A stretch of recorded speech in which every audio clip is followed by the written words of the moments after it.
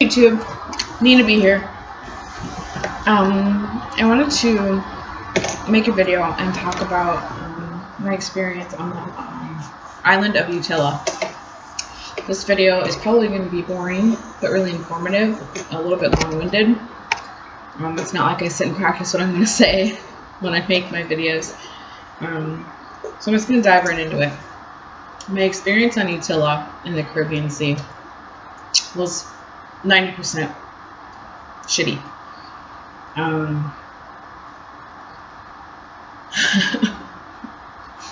The very first, maybe the second time we went out to eat, there was a waitress there, and she asked to hold Owen. Owen was 6 months old at the time. Like, fine, great, hold the baby, whatever.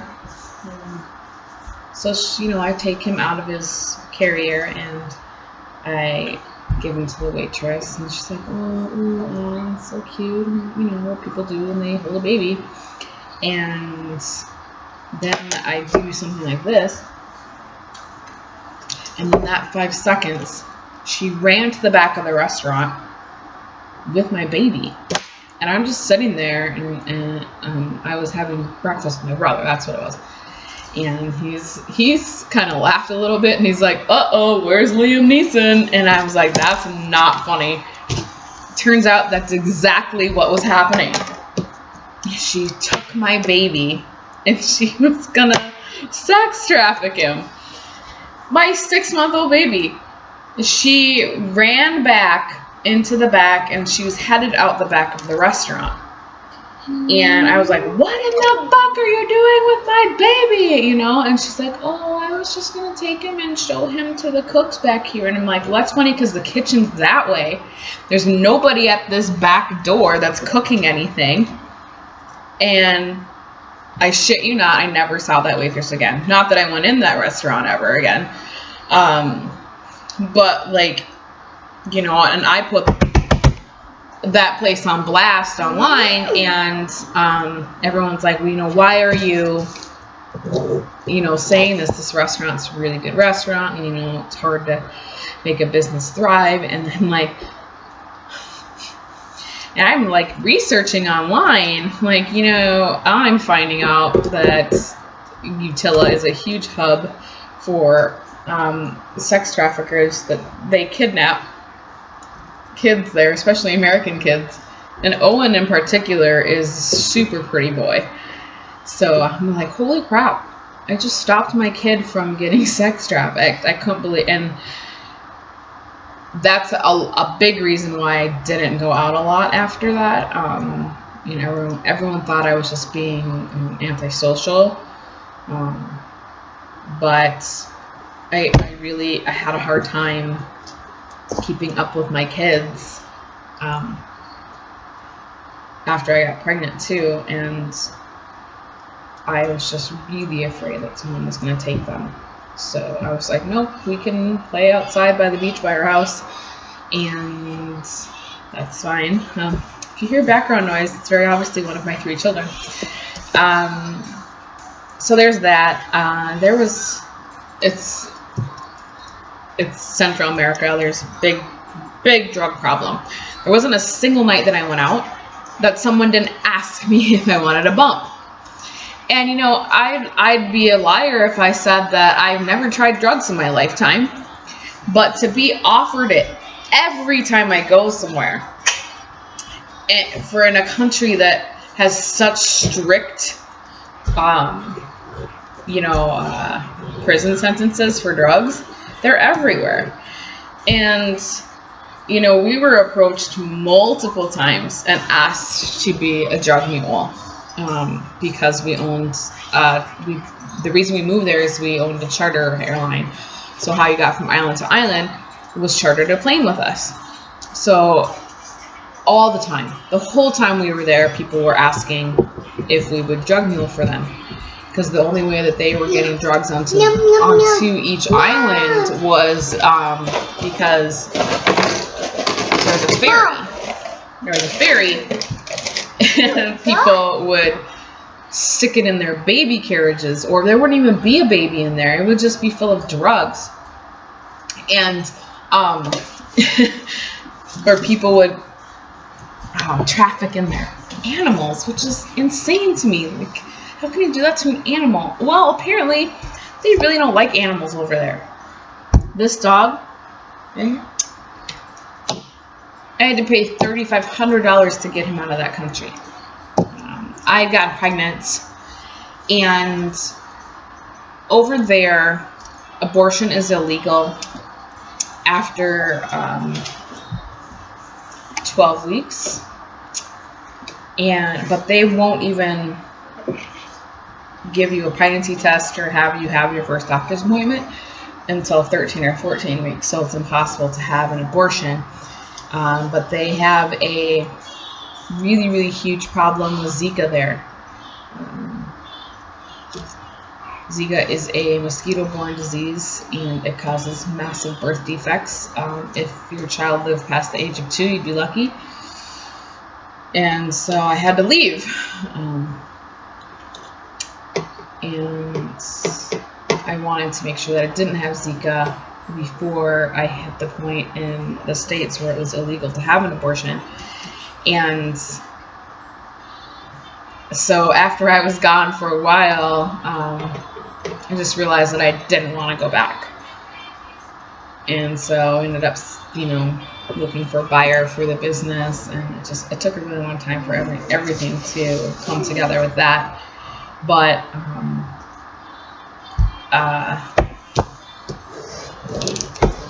I couldn't wait to get away because the people that we were actually living next to were not animal friendly. It was this nasty couple from Canada. I can't remember their names because it's not worth it to remember their names. I know that the woman was from there and the husband was from Canada. And they were snowbirds. So they were there all the time, but the time they were there is the same time I was there. And they liked Finn at first, but then he started to hunt the iguanas. And when you don't have a population of iguanas left, then you get a lot bigger population of spiders. So after a while, my neighbors were like, we need to keep them out of our yard. Fine, I'll do my best. But, I walk them 3 times a day, and then there's 3 times a day where I just let them roam free. And we are talking about a third world country where they don't feel the same way about animals that we do. They couldn't give 2 shits. So, but these people in particular, one morning, I'm out walking Finn, and he shouts to me from his balcony, "You need to keep your fucking dog out of my yard and away from the iguanas, or you're not going to have a dog to walk anymore." This dog saved my life on more than one occasion, literally and figuratively. So my immediate response was very hostile, and I basically told him that I would end his life if he touched a hair on Finn's head.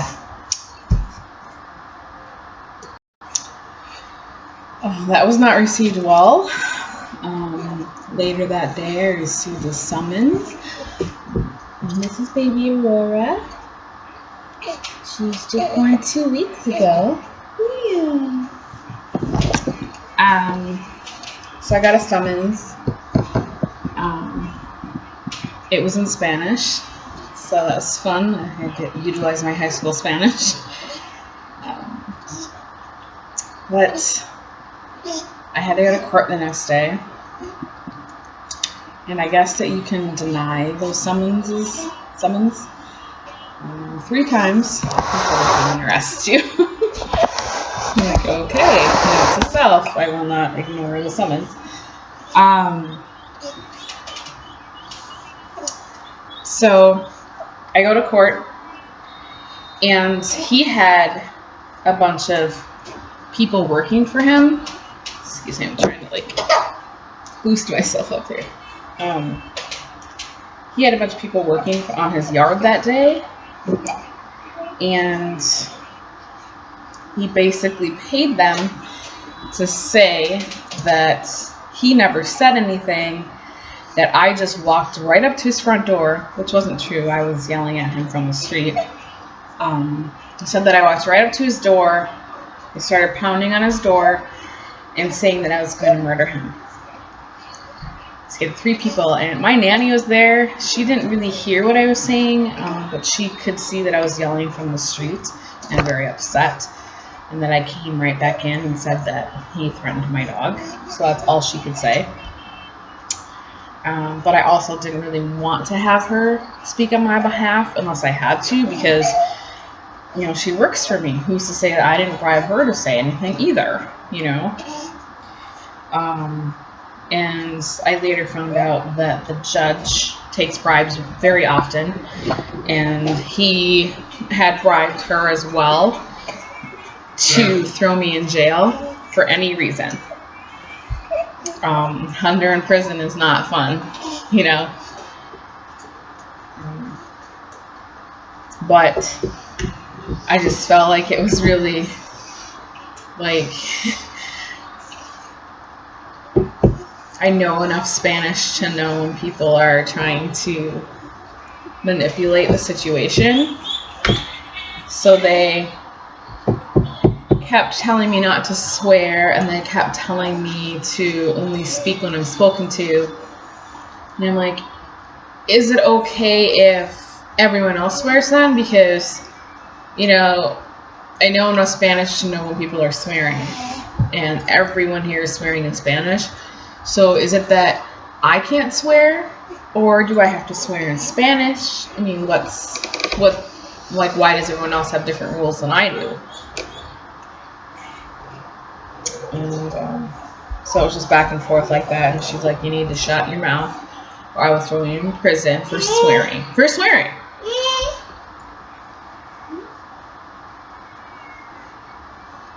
Peanut gallery.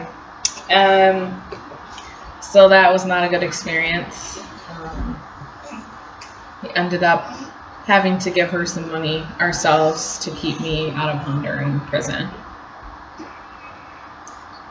To me, I was defending my dog, but, you know, to them, I was threatening a human, so not the same.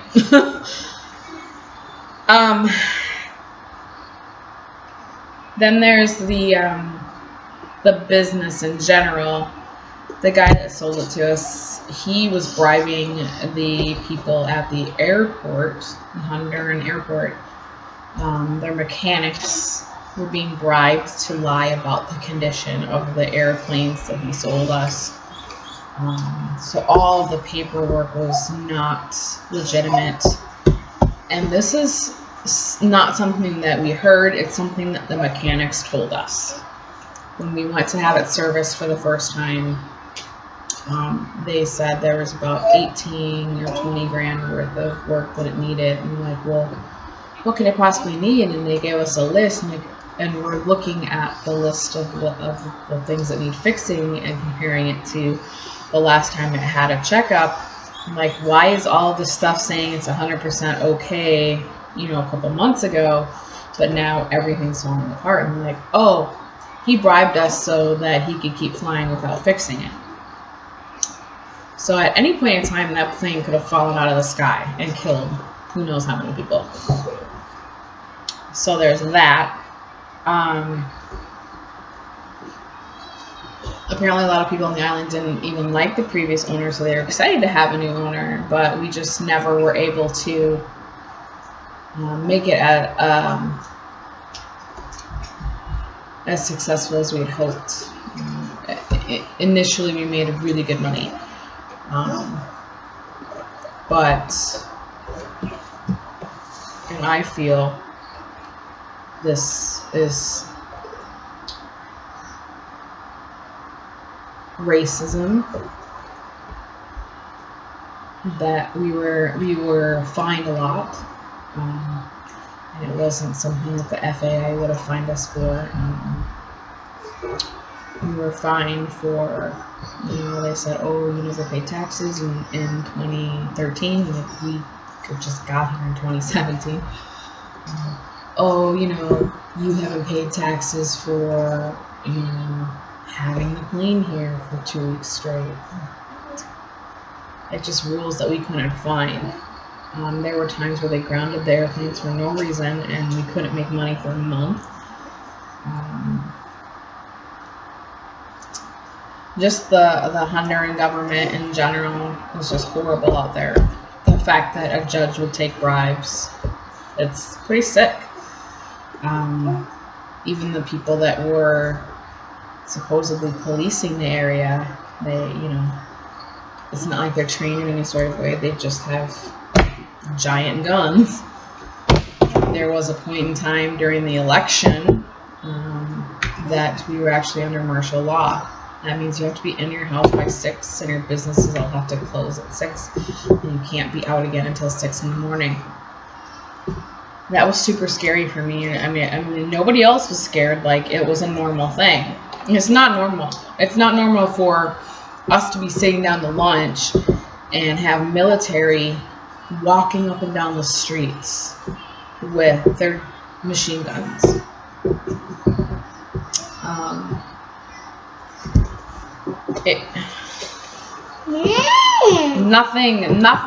Nothing that I read online, none of the research I did prepared me for what it was actually like. And there were little things like I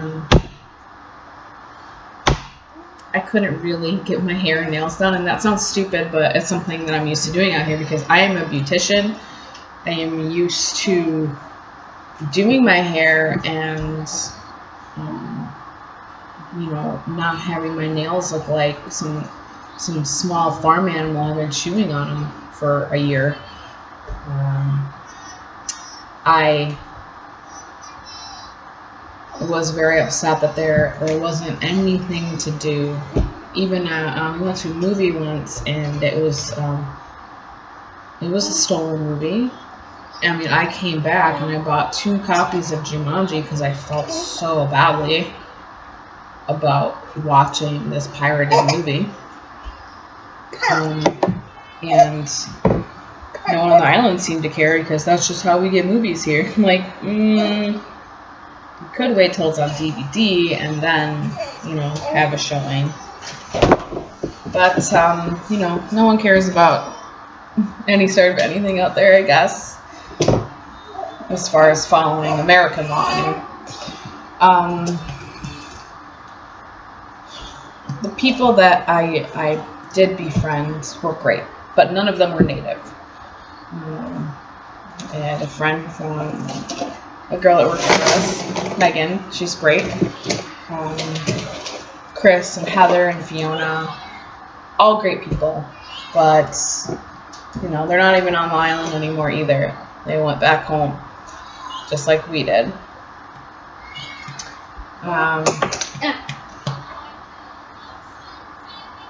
I think that's it. You will not find a better sunset. No way. It was probably the best thing about it. It was just sitting on the porch, having a glass of wine, just looking at that sunset every night. The bugs are insane, especially when you first get there. I had, and I'm not even exaggerating because I actually counted, I have 1,000 bug bites on my legs alone. But I do have type O blood, so that happens to be like a favorite dish of mosquitoes. I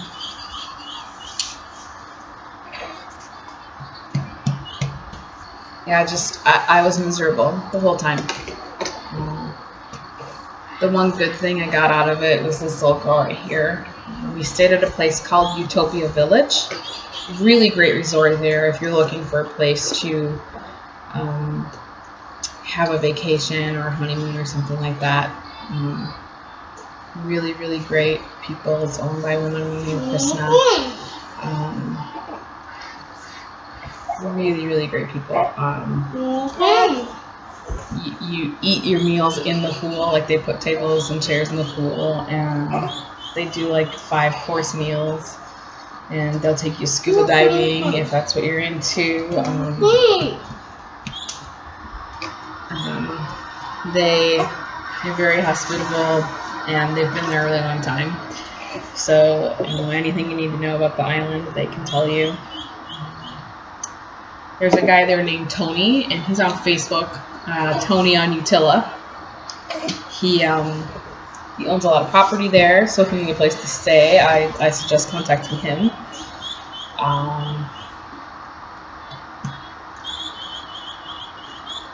There's a lot of kind of separation there between natives and expats. So there's a beach that's more for the locals, and then there's a beach where all expats hang out, which I think is really weird and like 1950s. Hello.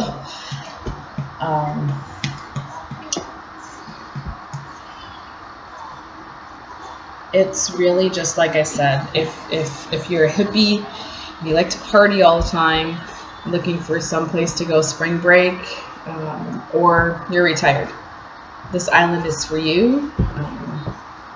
I, for one, like having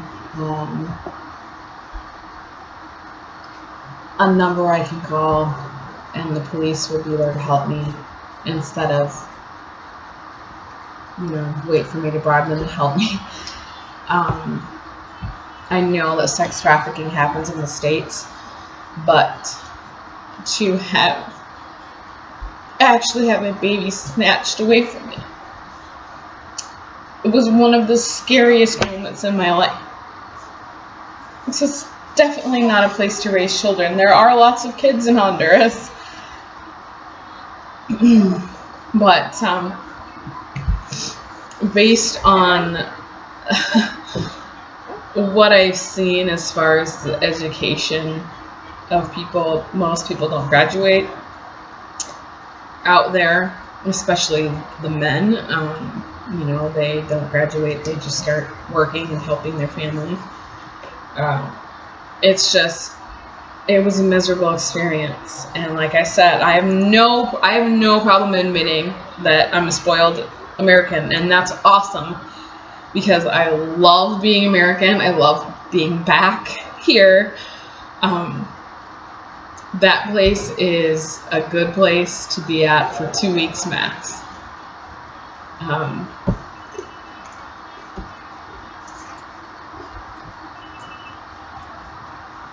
We did visit Belize, which was gorgeous, and they have a zoo which had deer in it, and I found that really funny. But here we have to control the population, and there it's like, oh my gosh, a deer. We have to, conserve this animal and put it in a zoo. Yes, Finn. Finn is a special animal that we need to save too. That was also a miserable experience, trying to get my dog out of there. They said that he was too aggressive to get on the airplane. But it's mostly because he's scared. I was gone for a really long time. We're talking from May until September. That's when we finally got Finn back here. And, they were speaking Spanish, and they weren't using his commands, and he went 4 different places with 4 different sets of people handling him, and then every time he switched planes, it was awful, and I didn't think I was going to ever see him again, and that hurt my heart, because we brought our family over there. I didn't think that one of them, he's family too. It never occurred to me that he'd get stuck there, and I was just beside myself. And they just don't care over there. They do not care about animals. So if you are going to move there, find a new home for your dog. There's plenty of dogs on the island that need homes and need loving. There are a couple Facebook groups, Utila, the Good, Bad, and the Ugly, Utila Wanna Know. I didn't really like Utila Wanna Know because there's a lot of yes men on there, and they'll just tell you whatever you want to hear so that you can, go to the island and spend your American money. Your money will go a long way there. I think a whole family, the 4 of us, ate dinner for $20 most of the time. $20-$30. Like I said, it was really miserable, and I would not ever go back. Even if I were really into scuba diving, I would never set foot on that island again. And you have to take a ferry to get any place significant. They do have a Walmart there on the mainland, but it's not the same as the Walmart here. It's like where all the defective shit goes. And it costs more because they have to ship it over there. It's dirty, really dirty. There's just nowhere to put garbage, you know. The islands burn their garbage, which helps with bugs, but it also pollutes the air a lot. The beaches, if there's no one working them, they get really dirty. They get the tide washes and straws and shoes and clothes and animal carcasses, etc. So you can't go off of what you see on that show Caribbean Life. All the people on those shows that were looking for houses or bought houses or built houses, I never met one of them. And there were like 5 couples on that show.